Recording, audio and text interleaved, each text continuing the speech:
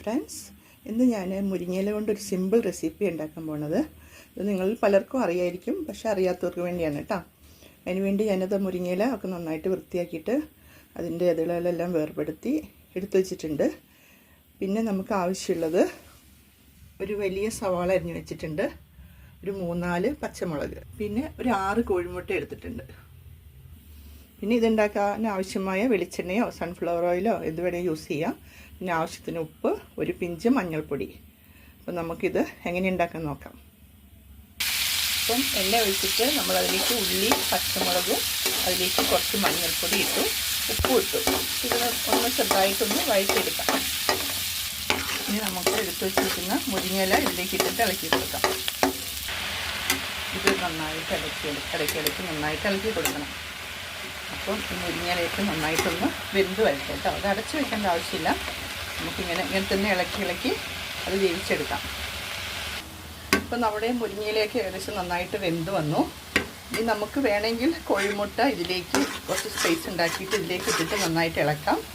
അപ്പോൾ കുറച്ച് നേരം ഇളക്കേണ്ടി വരും. അപ്പോൾ അതിന് പകരം ഞാൻ എളുപ്പത്തിൽ ആവാൻ വേണ്ടിയിട്ട് സെപ്പറേറ്റ് ഒരു പാൻ അടുപ്പത്ത് വെച്ചിട്ട് കോഴിമുട്ട അതിലൊന്ന് ചുക്കി പൊരിച്ചെടുക്കുക ചെയ്യുന്നത്.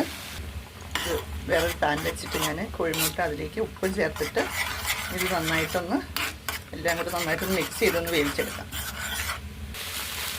കോഴിമുട്ടയൊക്കെ ഞാൻ ഇതുപോലെ ആക്കിയെടുത്തിട്ടുണ്ട്. ഇനി നമുക്കിത് മുരിങ്ങയിലയിലേക്ക് ഇട്ടിട്ട് നന്നായിട്ട് ഇളക്കാം.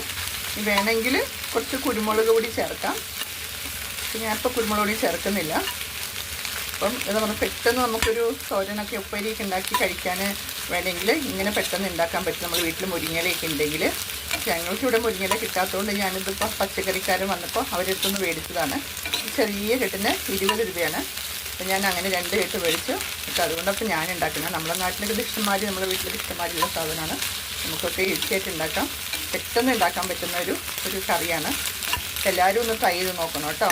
പിന്നെ ഇത് നമുക്കിതിലേക്ക് മുരിങ്ങയിലയിലേക്ക് മിക്സ് ചെയ്ത് കൊടുക്കാം. നമ്മുടെ മുരിങ്ങയില കോഴിമുട്ടയുടെ റെസിപ്പി റെഡി ആയിട്ടോ. എളുപ്പമല്ല ഉണ്ടാക്കാൻ.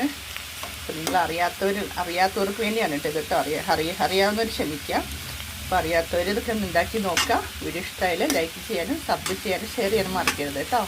വീണ്ടും നല്ലൊരു വീഡിയോ ആയിട്ട് വരുന്നത് വരേക്കും take care and bye bye.